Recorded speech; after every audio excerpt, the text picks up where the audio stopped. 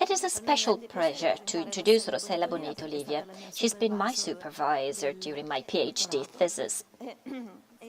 She teaches moral philosophy and intercultural ethics at the University of Naples, l'Orientale.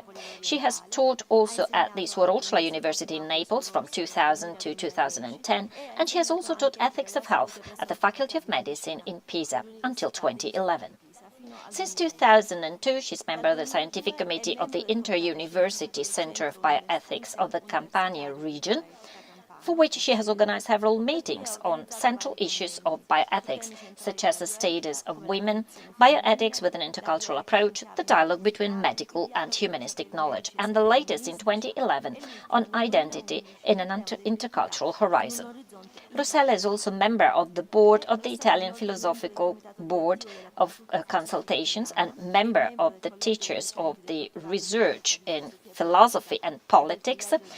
She is member of the Board of International Studies of the Orientale, and she's also been overseeing the writing of the Treaty on Phenomenology and Art, signed by Rome, Lavagno and Parigi. She has also worked on German idealism and the philosophical anthropology of the 20th century, focusing on moral and anthropological issues, especially in relation to issues such as the unconscious, folly and social unease between the 19th and the 20th century.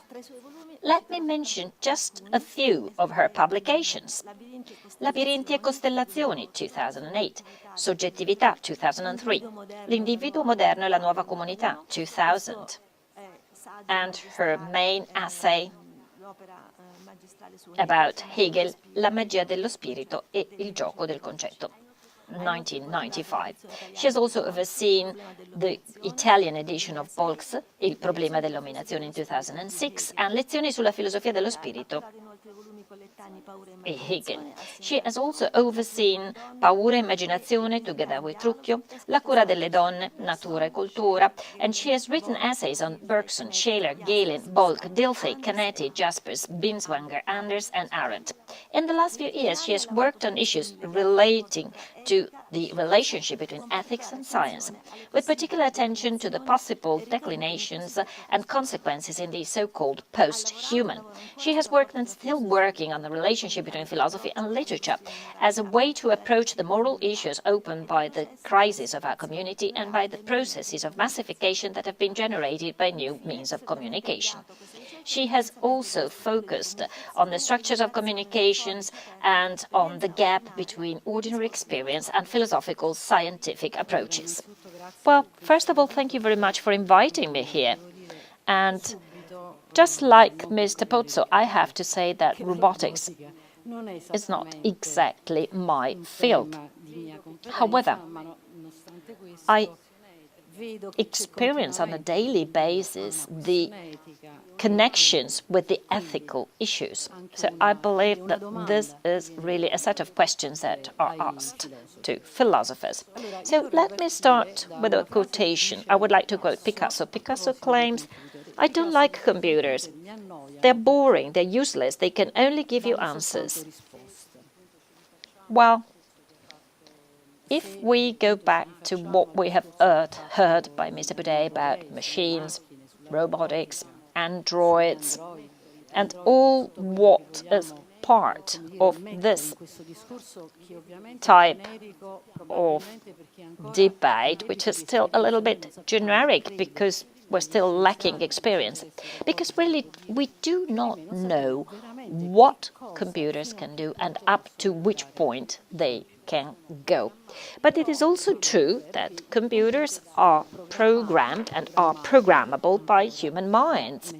And after all, as we can also read from the titles of these presentations, they refer to the machinic universe. However, philosophers, and especially those philosophers who focus on ethics, as Mr. Boudet told us, ethics is an open field for exchange, for debate. It is not a field of rules or regulations. Aristotle used to claim that ethos derives from oikos, which means home.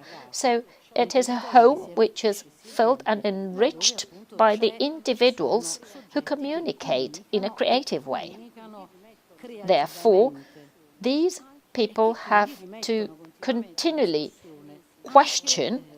I mean, Ricardo told us about the Chinese expecting culture to be a fixed value. Well, most likely this is what they think because they still have an ideological imprint, so they do not need culture to give signs of big innovation. However, the modern actually also is cultural innovation. The modern is the passage from a classical culture based on education, the education based on universal values, that goes through the process of secularization with the end of theology, of creeds, and culture turns into something that becomes fragmented up to present time. And as Sloterdijk claims, those who have culture and knowledge today are those who are equipped. They are equipped to protect themselves from external dangers. That the people who are able to determine themselves within the logics of defense and conflict. Therefore, culture is not just high knowledge. It is also a type of knowledge that includes our unconscious background, as well as fragile forms of knowledge that affect the so-called framework through which we communicate with each other. Well, I would like to start from the fact that, and I'm not the only one stating this, we can find this in philosophy starting from the crisis of classical anthropological philosophy. Well, we have to start from the fact that what we used to think about machines in the past has nothing to do with our experience with machines today.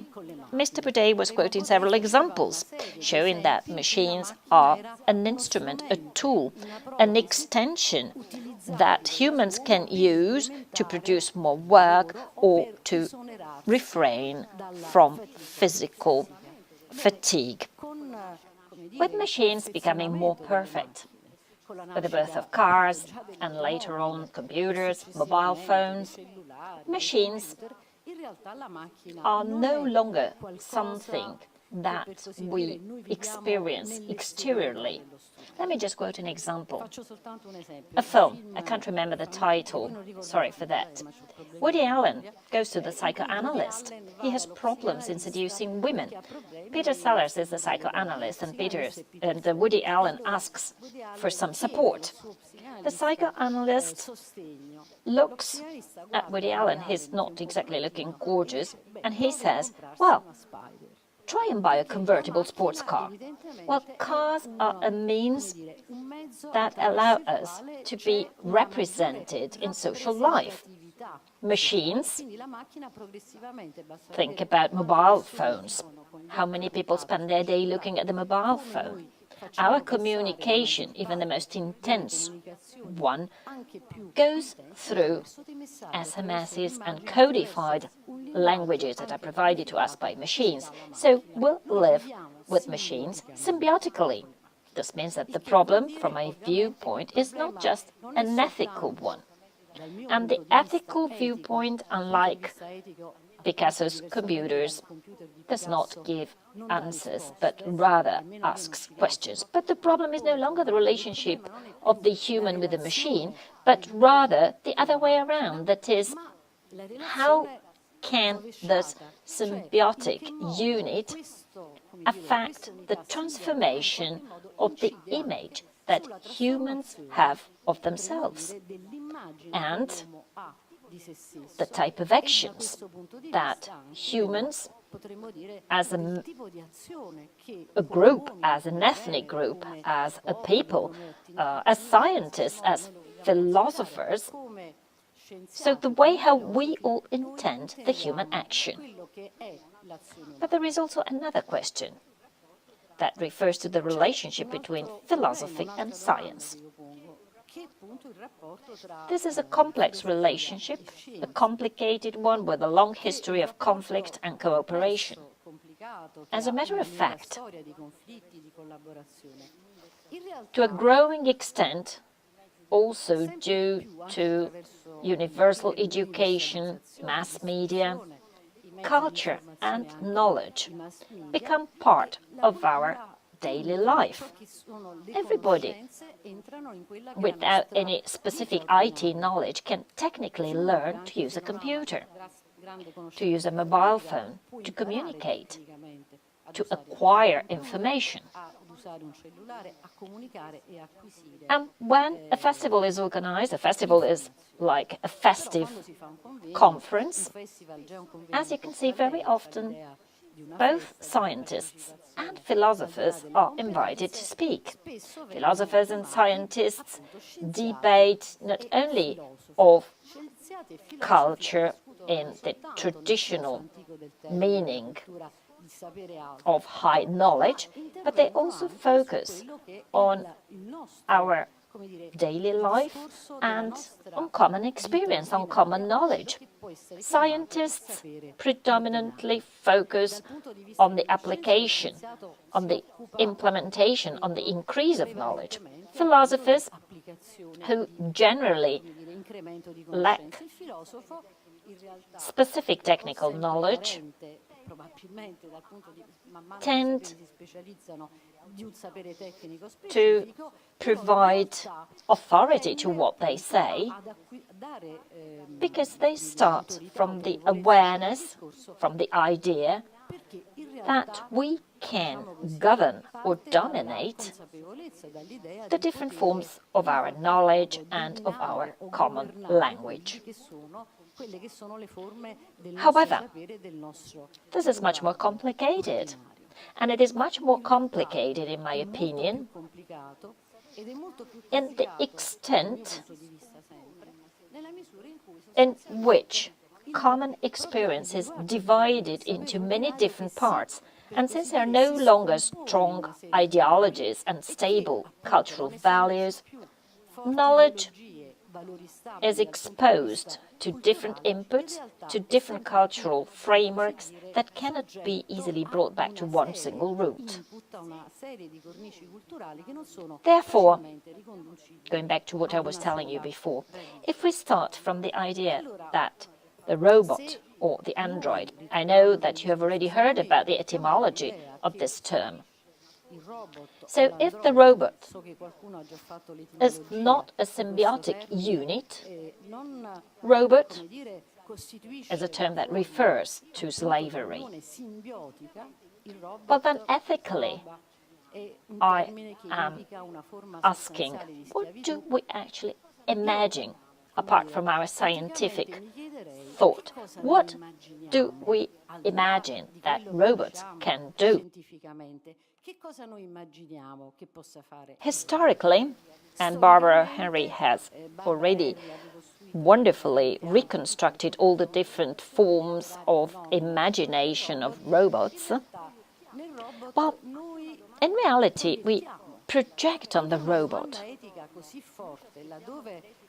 When we expect ethics to provide us with answers in terms of rules and rulings, well, also this is a worry that we project on the robots. There are many possible dangers that can derive to us from the world of robots, and they're all based on our own fears and anxieties.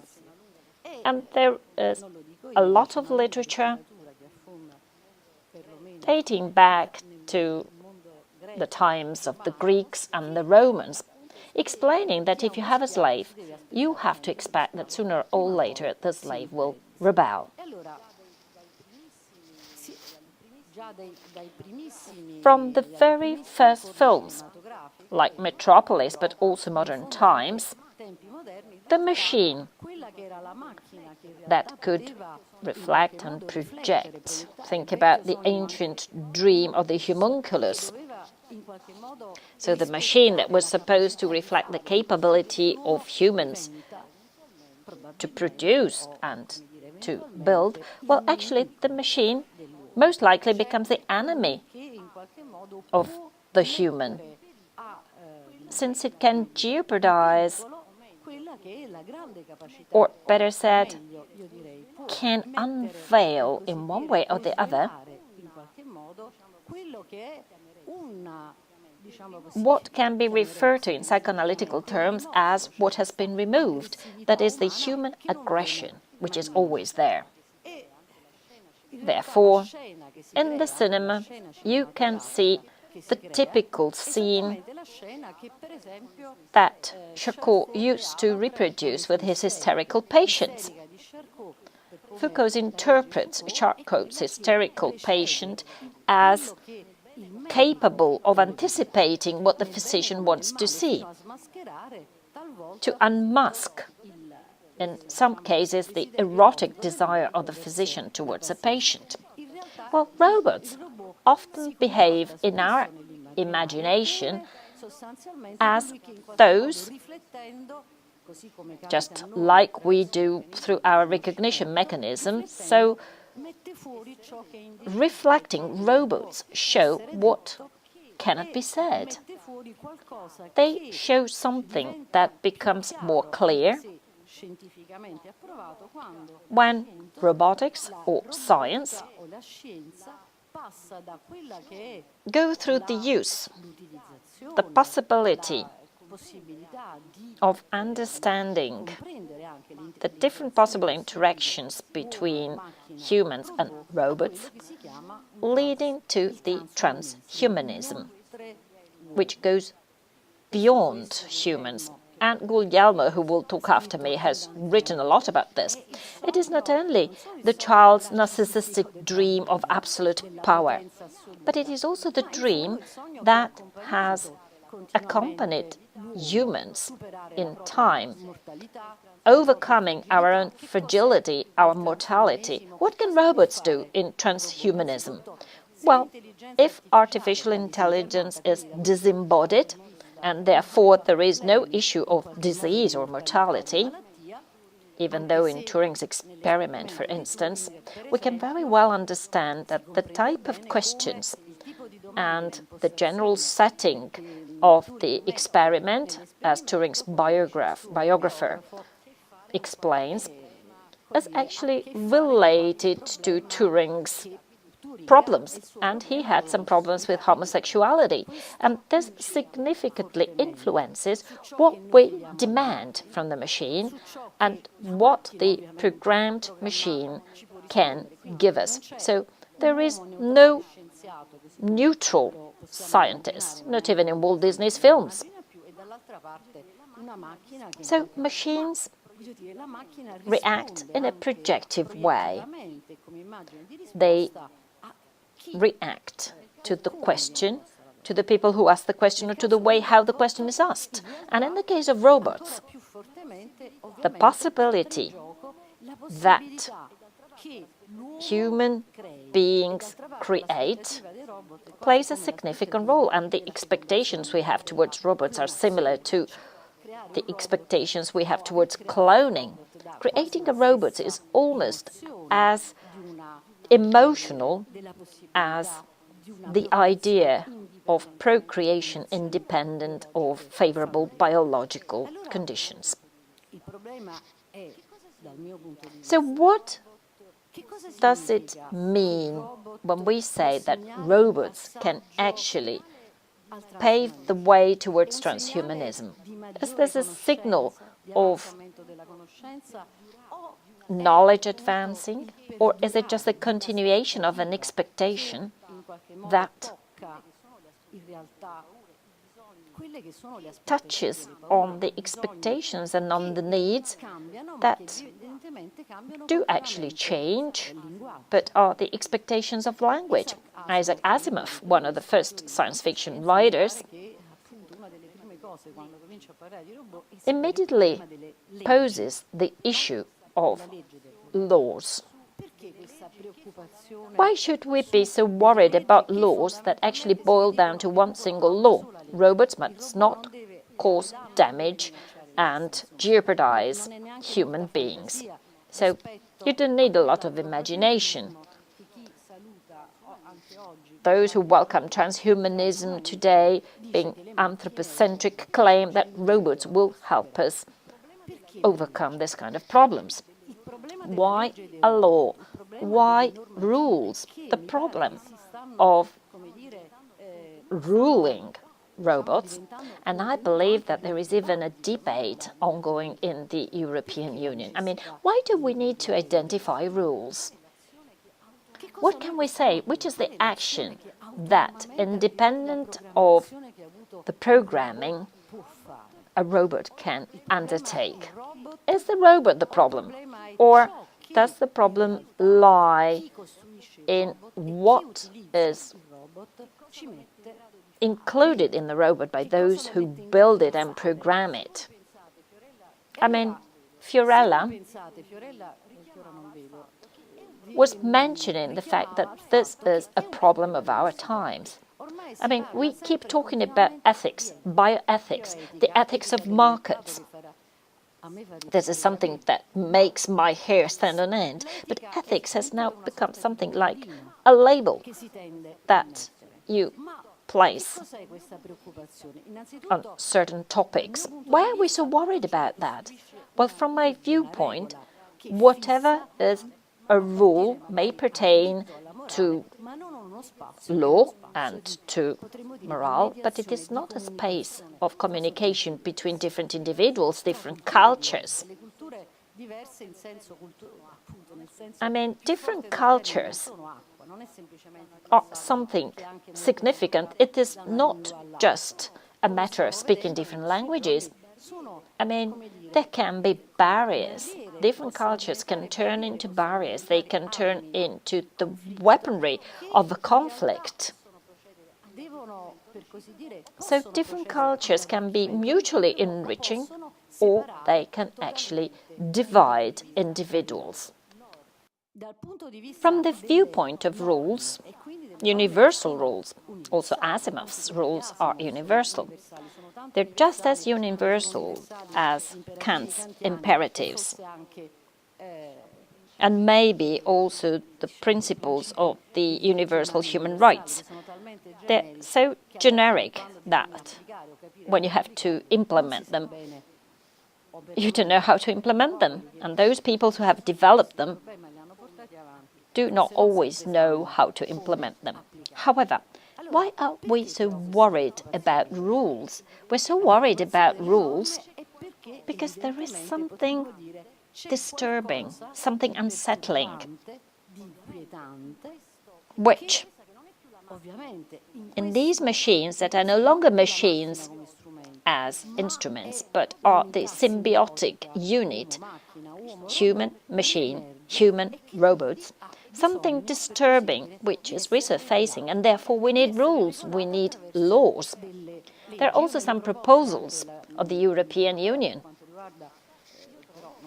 and I can find only generic indications, not much more compared to what Asimov had already thought. So the problem we have to tackle resides in the fact that this is a field in which, on one hand, we try to defend ourselves by defining rules. When there are rules that are stable and universal, well, these are actually forms of government, or as Foucault would say, these are forms of control and surveillance. If, on the other hand, we want to think ethically about what robotics have provided us with, so all what we have today, well, then most likely we have to question ourselves. We have to open up our field of experience rather than closing it. Of course, experience must be ruled, but it must help us understand several things.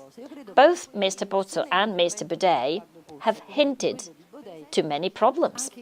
For instance, the use of robotics. That, say, in the field of surgery, this is a field that I have recently studied, Well, in the field of surgery, robotics has led to enormous progress. However, it is also true that what we expect from robotics cannot be something that does not bring us in contact with the programmers. Mr. Baudet quoted an example. The example of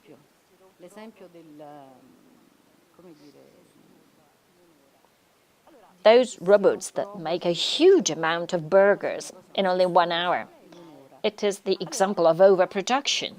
However, apart from the fact that consumers are created, and this is irrelevant for the burger-making robots, but, I mean, even if we found a sufficient number of consumers to eat up all those burgers, what about health?